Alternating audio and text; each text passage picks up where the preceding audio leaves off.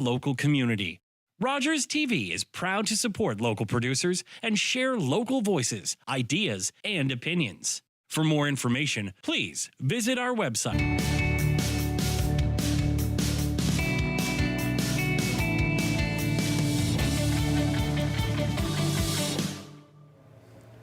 Welcome back to KickBack. My name is Ben Strasser, and I am so excited to have Tammy Adams, who is, I want to get this right, an advanced grief recovery method specialist. Right. Thank you so much for coming back, Tammy. Thanks for having me.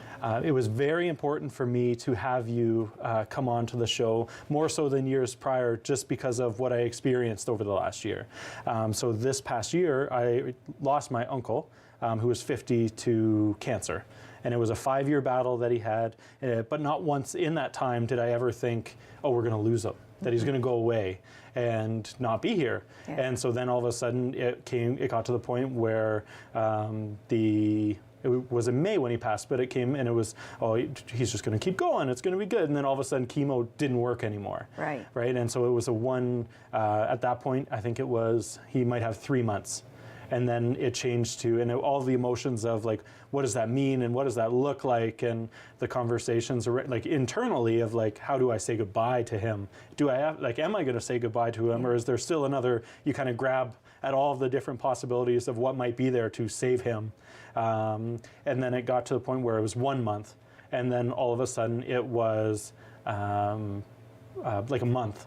And then it was like, okay, so now he's got to go into hospice.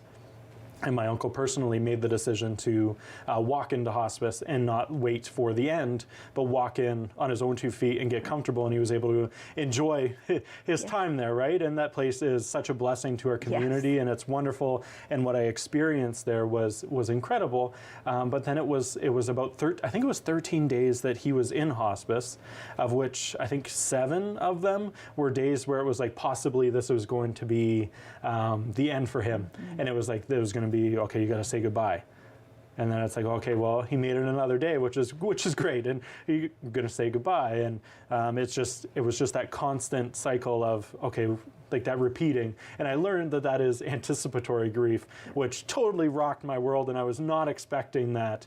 And then that grief has translated into what I would call normal grief, and that's part of what we're going to talk about today, is that it's no longer anticipatory, it's now just grieving the loss of my uncle, who was like my hero growing up. And so like it was just really, really interesting, but it's important for me because it totally came like I knew that I would be sad that I lost him, or that I was losing him, but I didn't understand or expect that anticipatory part. Yeah. And so that's the part that it was important for me to share my experience in the hopes of helping somebody else that maybe is experiencing something like this to know that there's individuals like yourself or the services at the hospice that can help navigate grief and help you understand it. And I don't think there's a wrong way necessarily to grieve, but that's what we wanted to share today. Absolutely, absolutely. Can you just share a little bit about what grief is?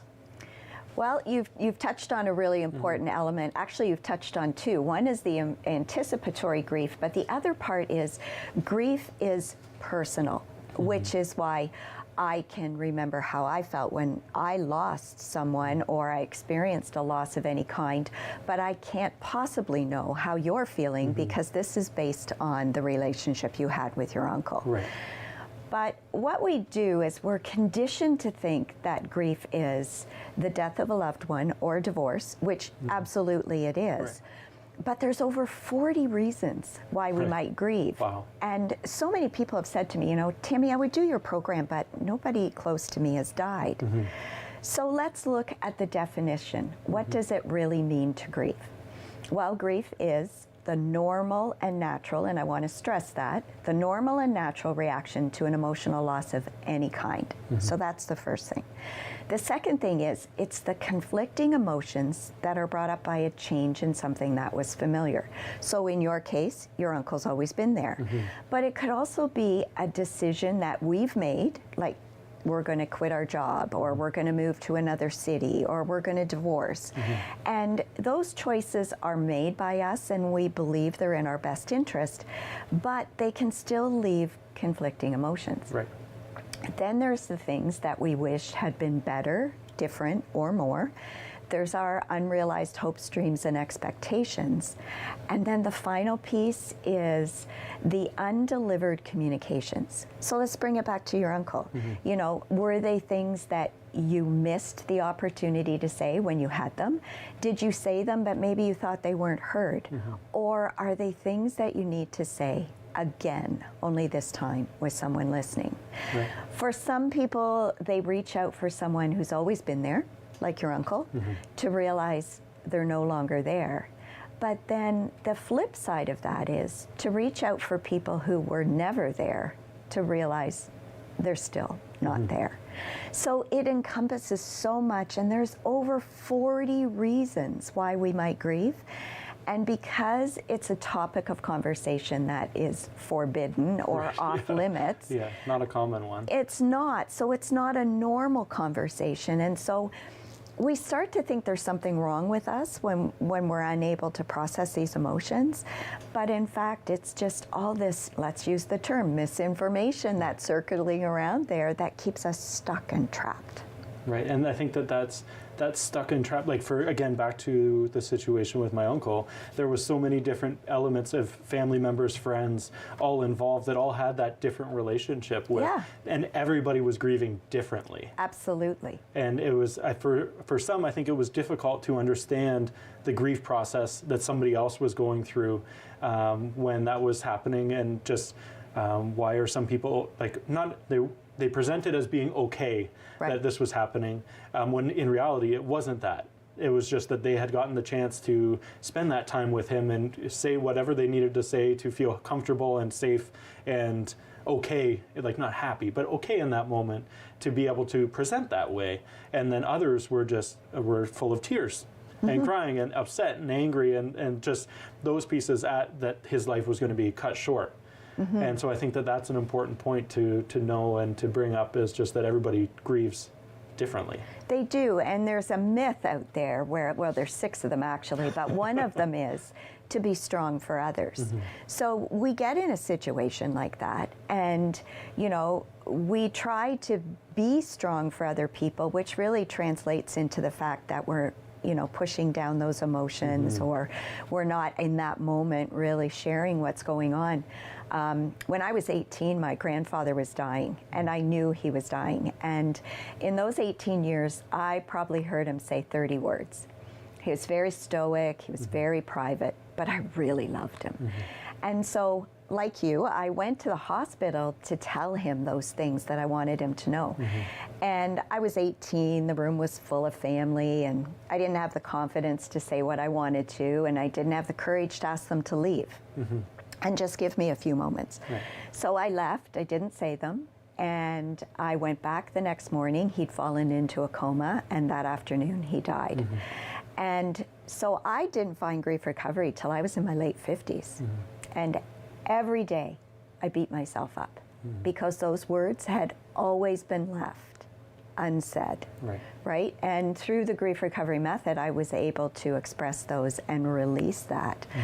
But one of the really key points that I learned when I was doing my training was... And just before you start that, Tammy, we're going to go to break. Okay. And then we'll be right back with more from Tammy. Thank you so much.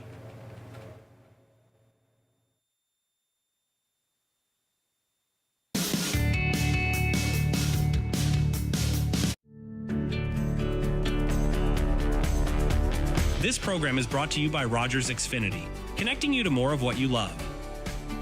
Visit Rogers.com for more details.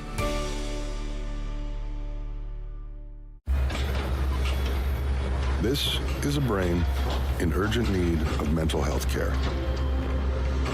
But because 3 out of every 4 Indigenous people experience racism in healthcare, she may not get the help she needs.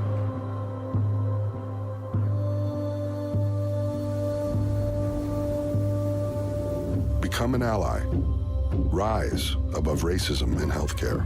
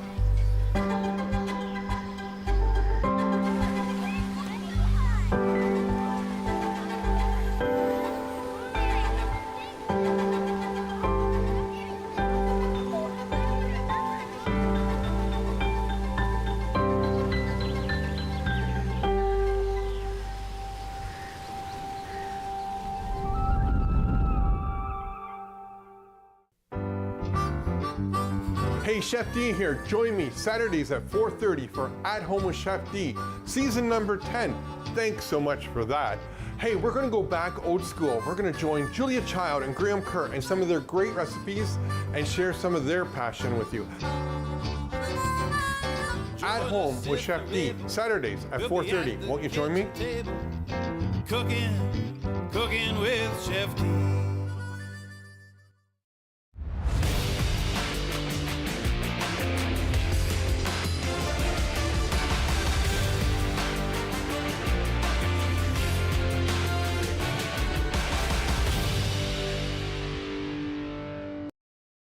For 25 years, you've been helping to make our roads safer by doing the right thing. You've been the designated driver, you've stayed over, called home, you've called a cab or a friend, and planned ahead. Let's keep doing the right thing. Support sober driving by getting yourself and your friends home safely. Do the right thing. Visit ArriveAlive.org to find out more. Arrive Alive. Drive sober.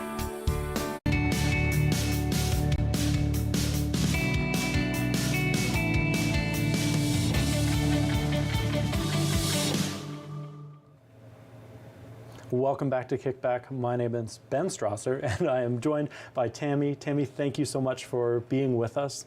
Before the break, we were getting into the difference between regret and grief. And guilt. And guilt, yes. Yes. Yeah. Yes. So, all those years when I was, beating myself up over not saying those things to my grandfather, I was referring to it as guilt. Mm-hmm. And one of the things I learned was the real definition of guilt is an intention to harm another person. Mm. And so, what they guided me to do was replace the word guilt with regret. Mm. And just doing that one simple act shifted things so much because it was regret. Mm. I never wanted to hurt my grandpa, right? It was just, it was the regret of not saying what I had gone to say that night. Right. Yeah. And how important is it in somebody's journey to take that opportunity for somebody that maybe is dealing with this right now? The loss of a loved one or the loss of something in their life, to take that opportunity to say those things, to not let them be unsaid. Absolutely. And I think it comes back again to that relationship you have with that person. If you're very, very close to that person, it becomes very important to say those things. Like, think about a funeral. We say all these beautiful things in eulogies at funerals, but we never said it to the person when they were alive, right. Kind of thing. So it is important. But if you do miss that opportunity, or you're just not comfortable doing that, then it does become very, very important after the loss to go through a process where you complete those emotions and you say those words and have them witnessed by another person. And now for somebody that maybe is experiencing those things at home, what would you recommend? Like, how would they seek that help? The support, the grief support. Well, one thing you can do that you can do on your own is you can just access a friend who is willing to just listen. Not try to fix it, not try to support you, or not try to analyze or criticize you. But another thing is to become comfortable with those emotions that are showing up, because we tend to push them down and ignore them. And then finally, if you find that the story is looping and looping and looping, that is the indication that something needs to be complete. And then what I would do is suggest seeking out the help of a professional. Right. To support you through that. Right, and that was something that the grief that I've experienced in my life, my Nana had passed 3 years ago, and it was very sudden. I believe it was 3 years ago. She passed, and it was very sudden. Just one day she was there, and the next day she wasn't. And it was very different grief process compared to my uncle that had an extended stay, and it was something that was coming, and we understood that it was coming. And it was just different. It was different, and different because the relationship. You were sharing with me earlier how important your uncle was to you and what an impact he had on your life and the person that you've become. And, grandparents and nanas, they can do the same thing, but, sometimes that man-to-man relationship is much different than one that you have with your grandma. And so they're going to affect you in completely different ways. And I think it's really important to point out that while women may not have the correct tools to really process their grief, it's very acceptable in our society for women to, rant and carry on and complain to their friends and that sort of thing, and at least express how they're feeling.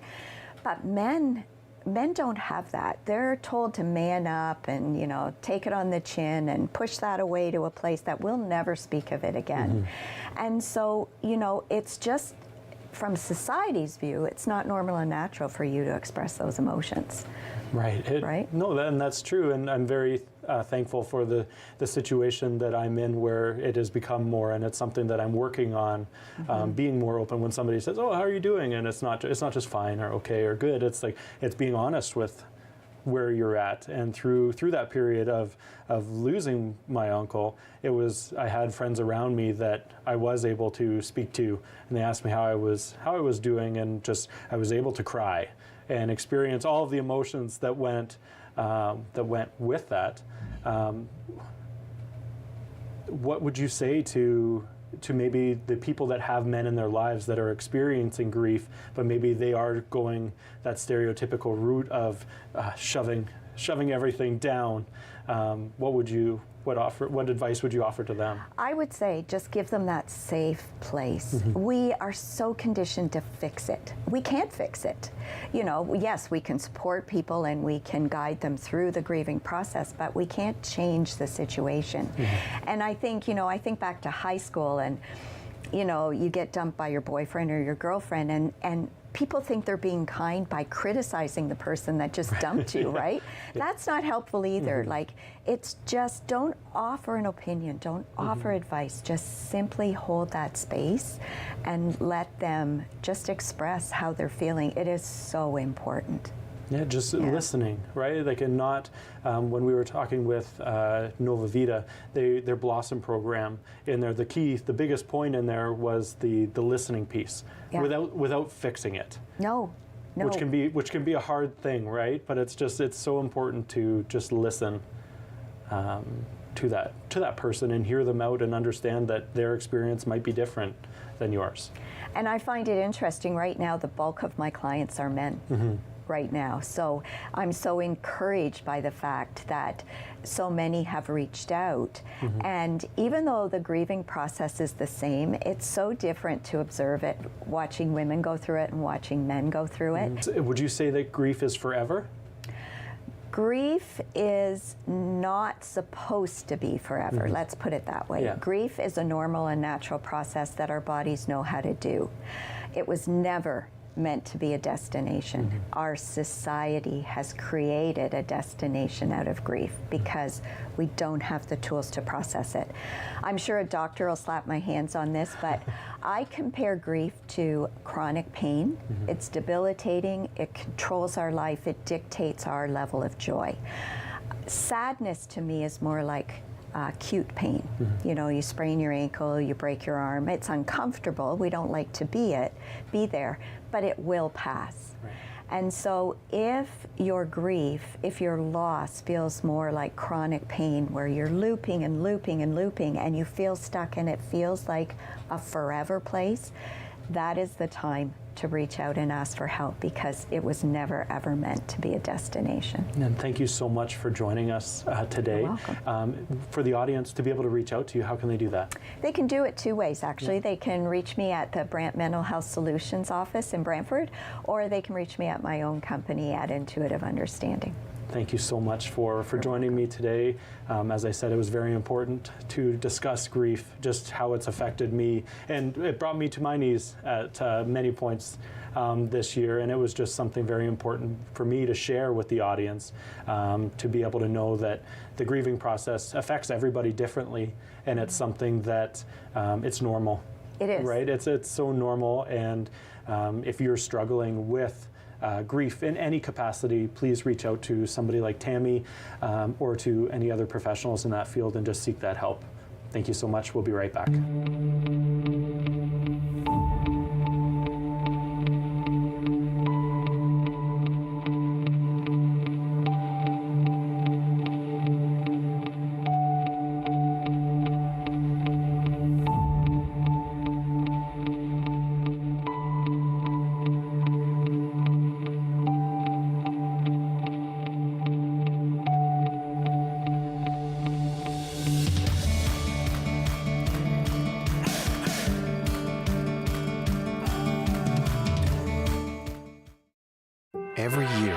dozens of Canadians are killed or seriously injured because they take risks around railway tracks. Talk to your loved ones about rail safety. Visit stoptracktragedies.ca. I was born and raised in Musqueam First Nation territory by my mother, who spoke Hunkaminam to me. As a child, I ceased using my mother tongue, as to use any language other than English was considered not being Canadian, so I was told. The old people came to me in a dream and reminded me of who I am and where I come from. I have reawakened. My roots are strong, and I'm no longer a silent speaker. My language tells me where I'm from. It defines me and guides me to teach others to learn and understand our culture and traditions. A gift for those in the present and the unborn generations. What was lost is found. What was asleep has awakened. My blood is here, and I am complete. I have returned home. Public transit, garbage pickup, parks and recreation programs, snow removal on your street. How can you stay informed about these and other important local services? Tune to City Council coverage on Rogers TV. See your community leaders at work on Rogers TV City Council coverage. I am Gagwege. My name means everything. Tom Longboats. I am Wolf Clan, Onondaga Nation. I've run many different races. I've run to survive and to be free. I've run to win for honor. His people might be lazy, but this one's damn fast. My people respected our runners, people who carried important messages from village to village. I need a guide to the next post. Dispatch carrier, sir. I can get you there. God's sakes, man, slow down. Who do you think I am, Tom Longboat? No, sir. I am. Running makes me feel alive. It's everything.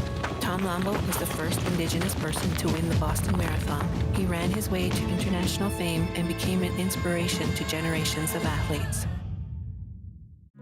Everybody knows not to drink and drive, but some people still think it's okay to take drugs and drive. Police have the authority, the ability, and the tools to determine if drivers are impaired by legal or illegal drugs.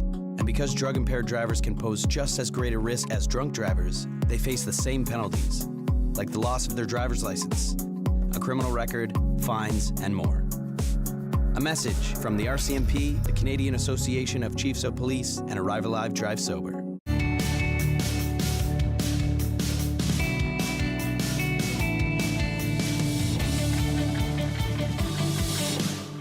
Welcome back to KickBack. My name is Ben Strasser, and I am now joined by Carrie and Sydney, both from Stedman Community Hospice here in Brantford.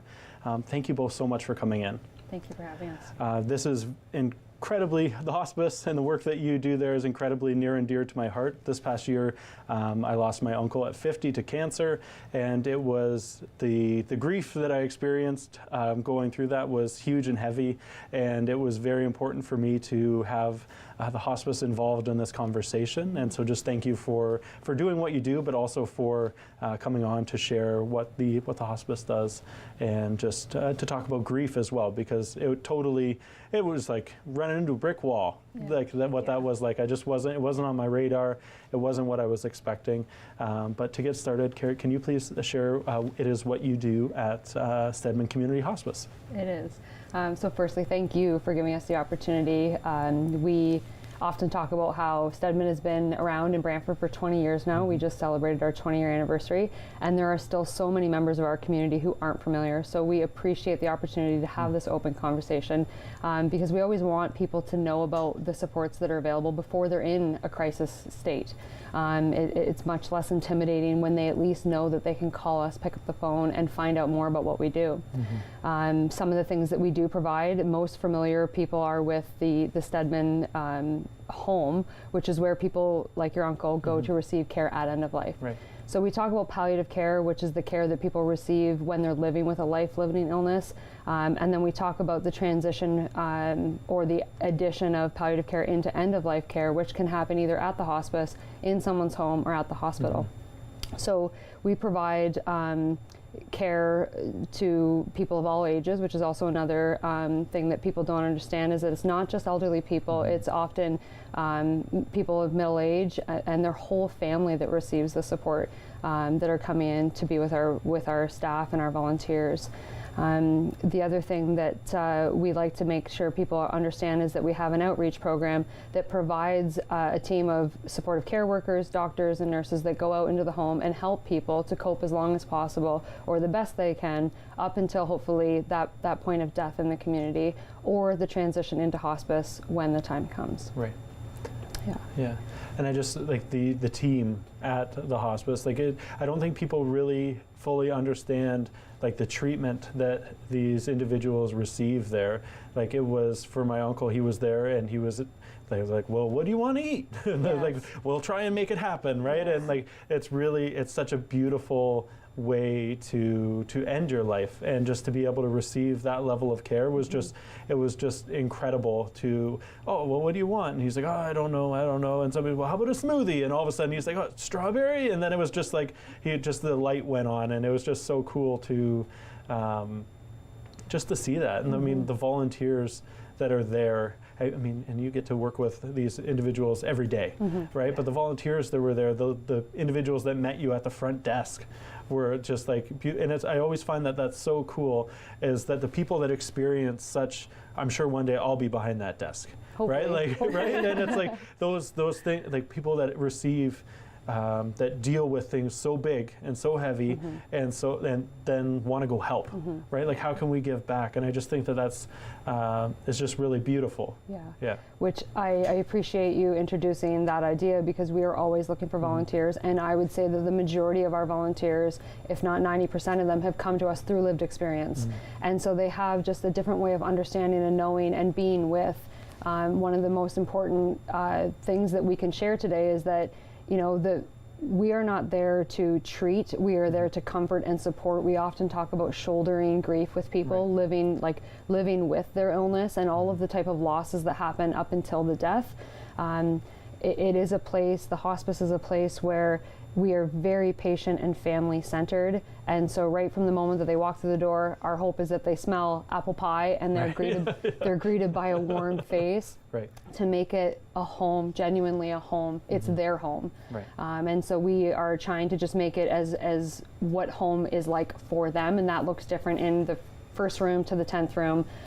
We're really just trying to cater to them. Right, and I think it was so special to be able to have like literally my entire family there. Yeah. Right, like are they called great rooms? Yes. Is that what the great room. The great room. Yeah. And so being able to go and do that and just have everybody together and just be able to be there for each other. Like with my uncle, it was his mom, it was his sister, it was my, like, it was so many grief on like so many different levels and so many different avenues and ways to kind of converse with that, like to be able to do that. But the team was just always so wonderful, and like anything, like literally it seemed like any kind of request that was there, like even his kids were able to stay. Right, and like just it was just such a special place to be able to do that. And what are the ways that people can actually access, like to be able to be there? Like what would the steps be in order? Because when my uncle, we found out that he could no longer receive chemo or treatment to like extend, then I was like, oh, okay, well, I've worked with like on the fundraising side before, and so I'm like, okay, well, I know where to go, but I have no clue why or where, how, or what that was. Yeah. Do you want to talk a little bit about referrals to program and the different avenues of? Yeah. So my role primarily is with our outreach staff. So we kind of work in a bit of a threefold way. So supportive care extends not only to the families that are receiving care in-house, but also families who are receiving care in the community, who are still at home, not quite ready for hospice yet, or haven't approached that point yet. And then kind of beyond that is the bereavement side. So people who have lost loved ones either in-house at Stedman or in the community in the hospital. It's not specific to just that palliative loss. We are ready and willing to speak with anyone who has suffered a loss, which is a really beautiful thing. But we offer one-to-one support. So for people who really are just looking to speak to someone individually, to voice their experience, to voice their concerns, to share what they're struggling with. And then also we offer some group spaces, which are really lovely as well, some support groups for people to come together in that community of loss, that shared experience, and say, this is what I have dealt with, what have you dealt with? Right. Is this normal, is this not? And to receive that validation from peers. So we run groups that are particular to a certain kind of loss, so things like partner spousal, and we're looking into this year at groups specific to young adults who have lost. And then we also are looking at things more mixed loss, more general, drop-in groups, time for coffee and connection more so than education, and then closed groups, which are very heavy into the grief education and really focusing in on what some of those big topics and themes and struggles are as well. Right. And for our viewers, but just before we go to break, how can people access these supports? Best way to access us is just a call. So they would be greeted by our navigator on the phone who manages all the incoming calls, and then that navigator would put them through to the supportive care team, who would then do a brief triage of, what is your need, what is it that you're looking for at this time, but simply a phone call for self-referral, and then we take it from there and try and help them to receive or to get set up with the program that makes the most sense for them. Right, and I think my uncle in that time had already had maybe a tour of the hospice, or at some way he had experienced it, because he made the decision to walk into the hospice, and not necessarily everybody is fortunate enough to be able to do that, right? And so he went out of his way to make that decision to do that, and he just had such a beautiful experience. And I feel like there could be some fear around doing that, right? Because it is a step, but we'll get to that right after this break.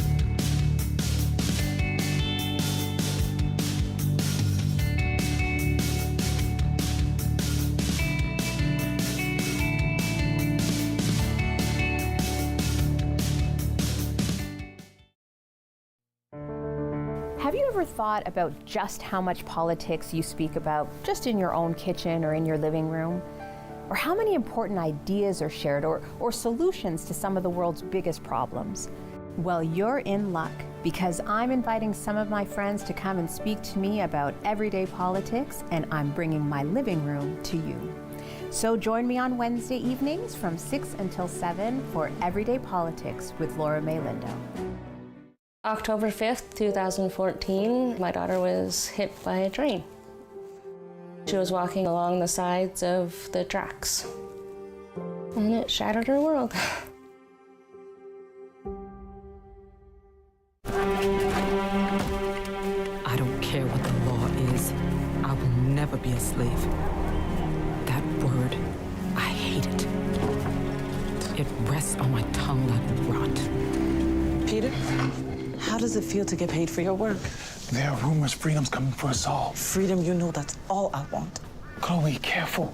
Real men would rather sell you across the river to America than let you go free. Then I'll run. I've run before. Maybe this time for good. No! Just get her into a boat. No! Chloe! Chloe, no!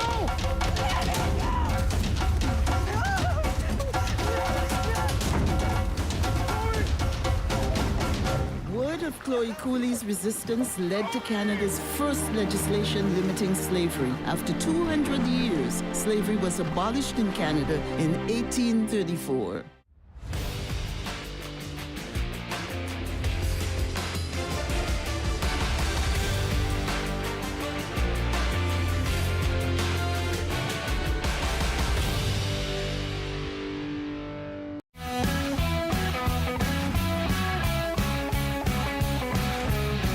Wealth. The Royal City. Learn about the people, places, organizations, and events that make up your hometown. Join us each and every episode to learn more about wealth and what's happening in the Royal City.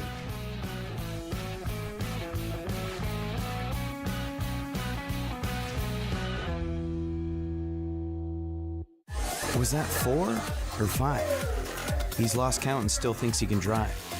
Do you think he knows that when he is caught and charged with impaired driving, he'll lose his license and a lot more? If he gets in his car, he'll face costs exceeding $20,000. Does he realize he could have a criminal record for his choice to drive? And it could be much worse if he crashes.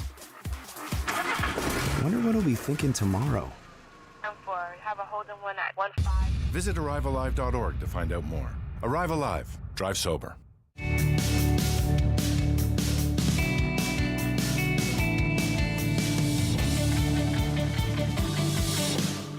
Welcome back to KickBack. My name is Ben Strasser. I'm still joined by Carrie and Sydney, both from Stedman Community Hospice. Thank you so much for joining me today to have this conversation.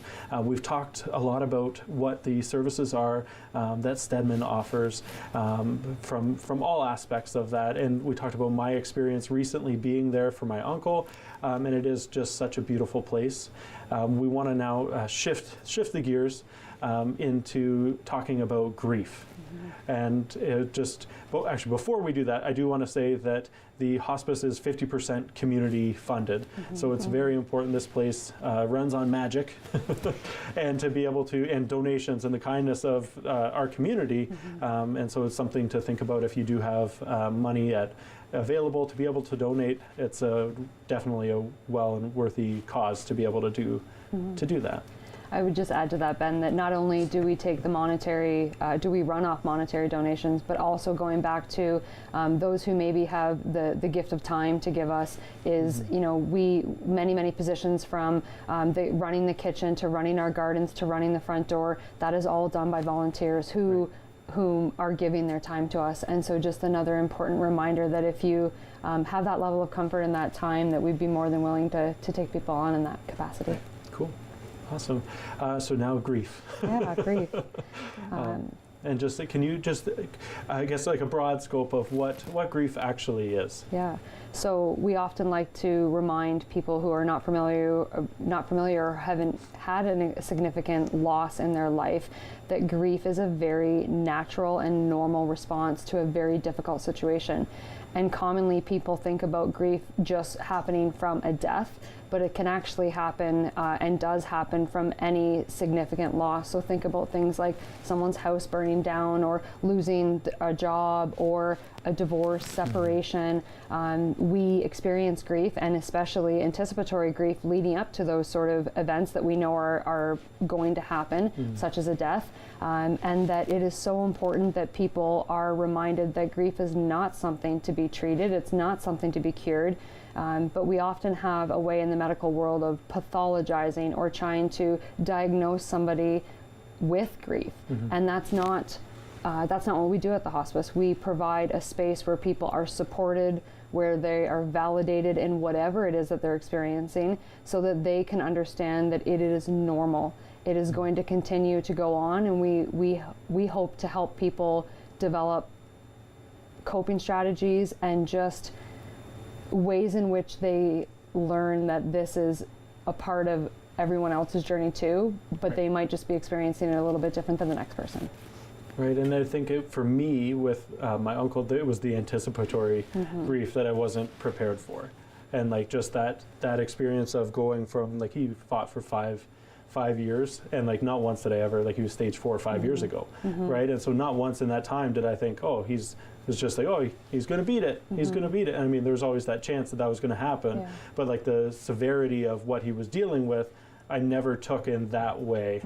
And I even remember somebody talking to me, and I'm like, oh, my uncle's got like stage 4 cancer. And she's like, oh, I'm so sorry. Like how much longer does he have left? And I was like, oh, like, whatever. Like, he's going to beat it. And like, just, so like, even then, it was like there was that grief of knowing that something was potentially going to come, and then for him to be told that the chemo is not working, right? And so then that moved on into the next segment of what's next and how long does he have, and then it was then he was deciding for like entering hospice, or what that was going to, does he want to be at home or in hospice? And then he chose hospice, and then he was there for 13 days, of which I think 7 of them were days of like, this could be the last time that I get to say something to him. And like, it's like to live that over and over again, of like, you work yourself up to it too, right? To be able to say goodbye, and then you get to do it again.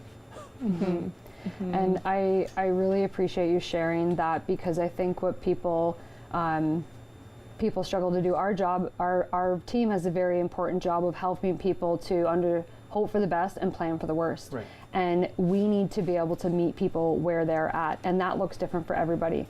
So we would go in and speak with a young family and try and understand, try and gauge what do they understand about the diagnosis, what do they want to talk about and not want to talk about. Right. Is entering, we do something called legacy work, which is an opportunity to help make meaningful memories. That might be letter writing, it might be artwork, it might be songwriting and singing, and so it might be voice recordings. We have a team of volunteers that knit backpacks, and we will do voice recordings for young families or older families and couples, all ways in which people can have this lasting memory of their loved one. But that can be a very difficult thing if you're still thinking, oh, we're not there yet. Right. It's this gentle bridging of, you might want this later on. Right. And would you be open to talking about this? It has helped other families. Do you want to hear more about that? Right. And if they say no, it's no, but it's just this gentle offering and coming along with, because it's not for us to try and bring somebody to a certain point, it's their journey. Right.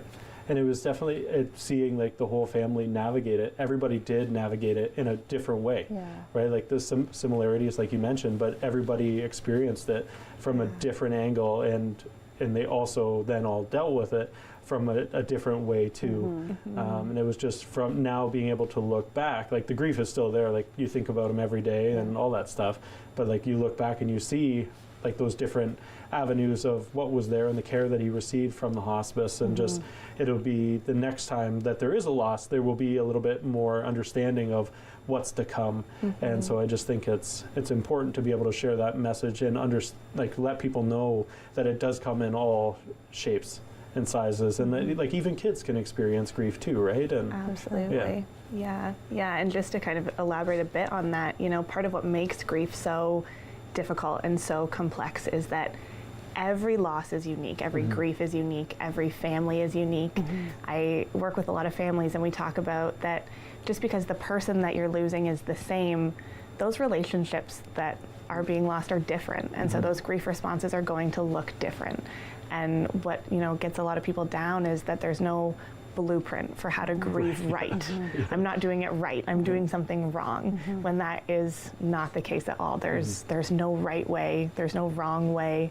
And you know, part of what we aim to do at Stedman and with our work is to really get to know the families. And when Carrie's talking about the legacy work, part of what that is getting a sense of what is important to these families and how can we really preserve things that are special to them. You know, Grandma's at Stedman and she was a big baker, so how can we, you know, turn some of her recipes into some sort of memorial token for grandkids or things like that.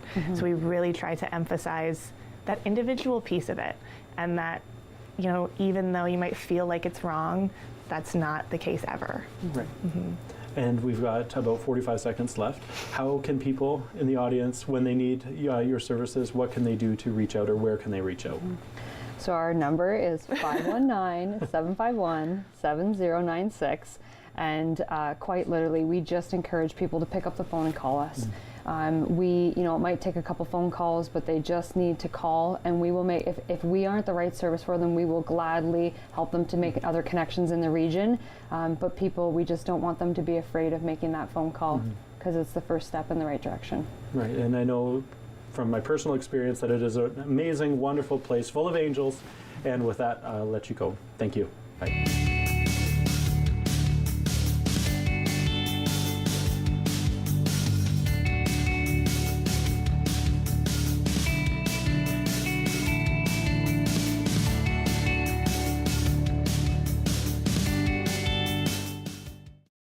Hello, I'm Liz Dowdswell, Lieutenant Governor of Ontario. In 2008, carbon monoxide, a deadly invisible gas, killed an entire family in our province. That tragedy led to a new law requiring homes with potential CO sources to have alarms. John Gignac's family members passed away that day, and he shares his story to save others. Please make sure you have working CO alarms in your home. Protect your family today. We fought our way through Italy and then headed for Amsterdam, sweeping for Germans along the way. Our worst fear was to catch a bullet in these last hours of the war. I was 15 when the Nazis invaded the Netherlands. More than 100,000 Dutch Jews never came home. our men were put into forced labor. By 1945, we were starving.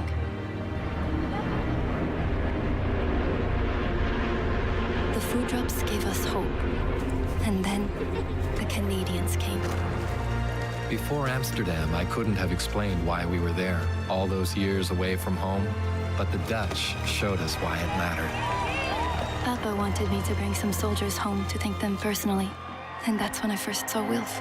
And I invited him over that afternoon. Marguerite Blaise married Lieutenant Wilf Gildersleeve. They moved to Vancouver, where they raised 8 children.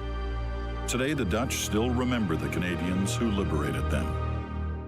Your Region This Week takes you behind the headlines on issues and events shaping our community. Tune in for new episodes on Mondays at 7:30 p.m. and Fridays at 6 p.m.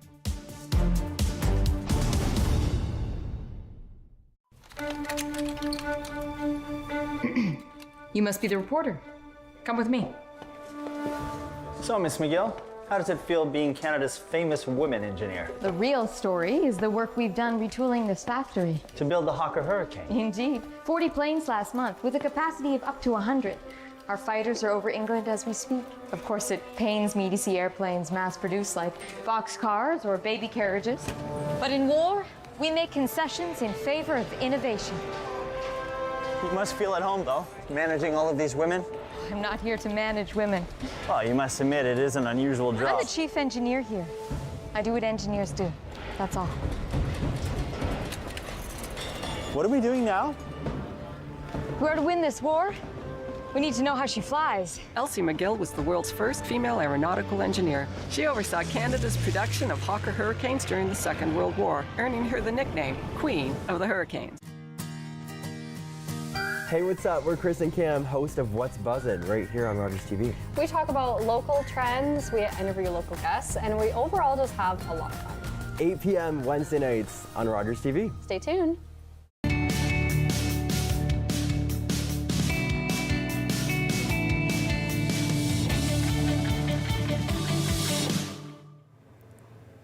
Welcome back to KickBack. My name is Ben Strasser, and I'm now joined by Anne, the Community Development Manager at Nova Vita. I want to make sure I get this correct. Nova Vita Domestic Violence Prevention Services. Yeah, that's correct. Wonderful. Thank you so much for joining us today, Anne. Thank you for having us today. I appreciate it. Can you share what it is that Nova Vita does for our community? Yeah, absolutely. So Nova Vita has actually been supporting Brantford and the County of Brant for over 40 years.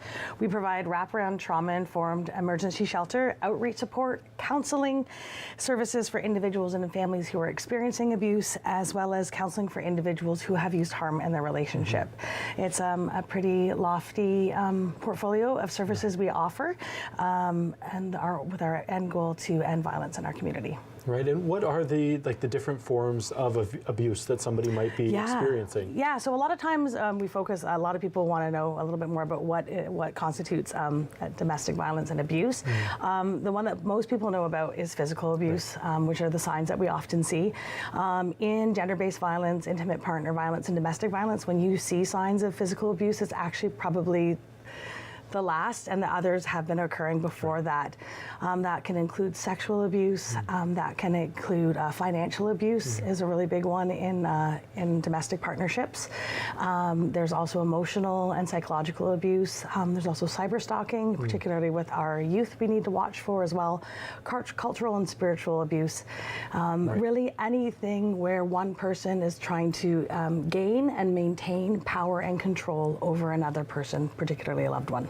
Right, and I think that that's something, for me, I understood that there was many forms of abuse, but not necessarily are those things that could be assisted with Nova Vita and the services that you offer. Yeah, yeah. And one thing we wanted to talk about today was the Blossom program. Yes, Can you share what the Blossom program is? Absolutely, and I will share with you quickly a quick story about a client years ago who actually came out to me at an industry event, because I do work more with the general public, and she was ending her marriage and went to meet with our intake coordinator to find some supports and services for her children. She was worried about her children. And then it was during that intake process where she actually started to realize, oh my goodness, part of the reason why my marriage has broken down is I have been experiencing financial abuse. I have been experiencing emotional abuse. And it was in that moment where she was mama bear and taking care of her kids that she realized that that was part of what had ended the marriage and why she was there. And so we were there for her and for her children. And in many cases, partners that are using the harm will also reach out for help and ask for support. So I think that's important to know a little bit about how it works. You don't have to stay in our emergency shelter to receive support. Most of our clients in the community are receiving outreach support. So for the rest of the community to know, I think it's also really important to know 1 in 3 women will experience some form of violence in their lifetime. And 65% of Canadians know somebody that has experienced gender-based violence, which is why Blossom is so important. So Blossom is stands for an acronym that helps people learn how to support someone that you know who's in an abusive relationship. And Blossom is a very important tool because most folks that are experiencing abuse, they're not going to reach out to formal supports like the police or a counselor. They're going to go to a friend or a work colleague, maybe their hairdresser, someone they know. So Blossom is a way that we can all remember the steps we need to do just to help support someone so they feel supported, they're safe, you're safe, and that they're treated with respect and dignity. So it stands for B is believe. You really want to believe what the person is telling you. You're probably the first person they've talked to about it. You want them to feel heard, and you want to give them the space and let them know that what's happening is okay. And don't never, ever, ever blame somebody for the abuse. Just listen. Which leads me to the next one. It's listen. So BL for Blossom. You want to listen to the individual. And I think this is one of the most important things. We're always, in this day and age, we want to fix things right away. Just listen to them. Validate their feelings. Let them know that they're not alone and that you're not there to judge them. The next one is to offer options. Ask what options they've tried so far. You know, what strategies they've done. Offer them options if you can, but never tell them what to do. I think that's the big thing. We often say, well, if it was me, we really, again, that this is a really delicate moment. They're trusting you with some very important information. And that let them decide what's best. I think that's important, particularly if it's a family member, a sister, a mother, a brother, a son. They are the architect of their own life, and you need to let them navigate what they have to do next. The S is support. Focus on their strengths. Ask them, how can I help you? How can I support you? Do whatever you can, and then support the decisions they make. They're probably not going to necessarily do what you want them to do, but let them know that you are there for them and you support them. The next S is really, really important. So whether you were trying to provide support to somebody who's in an abusive relationship, or you may now be realizing that you are experiencing abuse yourself, is safety plan. Safety plan is one of the most important things that you can do, and if you're not sure how to do and you want to call our crisis and support line to find out how you can support someone else through a safety planning, or you yourself need help with safety planning, that's one of the biggest times people call our crisis and support line. You want to create a safety plan, offer support. It might be a matter of keeping all of their ID, other passports at your house, helping them set up different ways so they have an escape plan. Code words for the telephone or texting are really important. And then offering resources, letting them know that there's resources available. We have the refrigerator door here. I don't know if you've heard about this before. It's a document we've had over the years. And it's all of the different contacts and supports for all of Brant County. It's put together by Brant's response to violence everywhere. It's BRAVE. And it gets updated about every 2 to 3 years, so it's very up to date. So any of the resources you might need are in there. Our website, www.novavita.org, has an abundance of great resources, and again, our crisis and support line. And then lastly is maintaining respect. Really giving them the space, listening to them, not getting frustrated when they don't do what you want. You know what, they might leave and they might go back. And that is very common. It actually takes 7 to 10 times, for somebody to actually leave an abusive relationship and for it to be done. And the important thing that I'll finish on with that maintaining respect is letting them know that you have your unconditional support, because in those 7 to 10 times, anytime somebody leaves an abusive relationship, it's a shift in that power and control cycle, and the individual that's in the abusive relationship is at the greatest risk for the 5 months after. Abuse can escalate, so it's important to make sure that you're safe, they're safe, their children are safe, and that you are offering the best support you can. Yeah, and I think that that's fantastic advice, and I'm so glad that our community has these services to be able to utilize and use, and just to know that those things exist, that they're there, right? And I think a lot of people can live in their own bubble and not realize that these things are happening on all different levels inside of our community, and just knowing about these services, should that opportunity ever present itself, it's just really powerful in the work that you do. So just one more time, can you share how maybe if somebody is in an abusive relationship of any kind, or somebody is maybe witnessing one or knows or has been trusted, how can they utilize or get access to these services? Yeah, so first of all, you want to make sure that you're able to access it in a safe space. So the first thing you can do is call our crisis and support line, which is 519-752-HELP. You can actually also text that line. We also have an online chat space as well on our website, www.novavita.org. So again, being in a safe space, borrowing a friend's phone, I would recommend, if you can, using your phone at work and accessing those services. And if you have a loved one or a neighbor or someone you're concerned about, our crisis and support line is there for you too. Thank you so much for joining us today. Thank you very much. We'll be right back after this.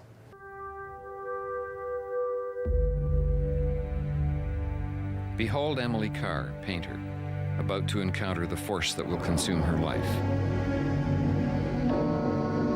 How tightly they sealed their secrets from me, humble and pleading before the great trees,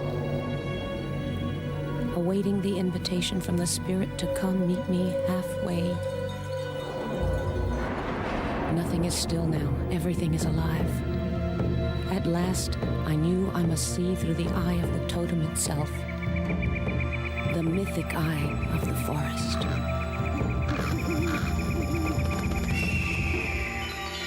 Seldom able to live by her brush, before she died in 1945, Emily Carr was in the first rank of Canadian painters.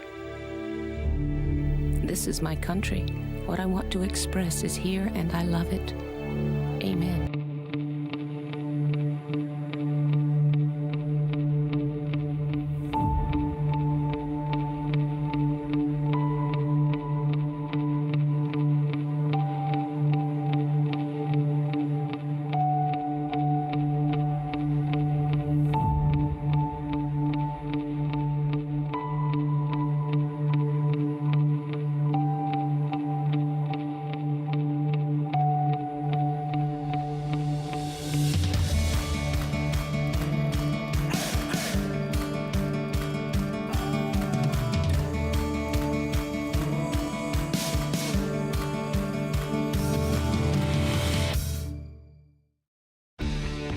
Connect with us by visiting our website or email us at comments@rogerstv.com.